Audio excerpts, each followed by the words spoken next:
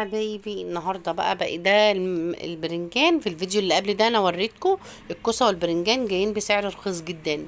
البرنجان ب10 جنيه في السوق. جبت والله كيلو ونص، والكوسه ب10 جنيه. جبت برضو كيلو ونص كوسه وكيلو ونص برنجان.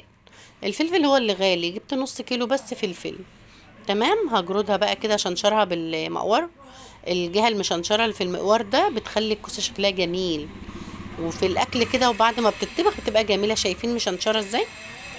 انضفها بقى كده وامسك اشيل بقى القمع بتاعها ده، ونعملها المحشي بقى بألف هنا وصحة.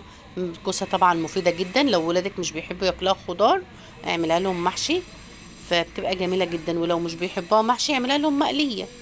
لو بقى مش بيحبوها خالص خلاص بقى روح هات لهم كيس شيبسي وريحي نفسك ولا اندومي. امسك البرنجان بقى قوري كده. البرنجان كان صابح بصراحه، جميل جدا. شوفوا طاري ازاي، طاري لوبيا في ايدك. جبت والله كيلو ونص برنجان، وكيلو ونص كوسة.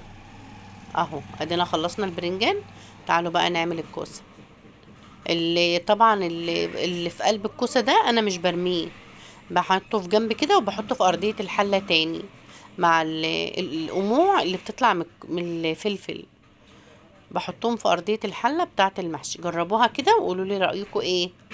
ويلا اللي ما اشتركش في القناه يشترك ويعمل لايك واشتراك. يلا ايه رايكم بقى؟ خلصت اهو، اهو المقوره اهو.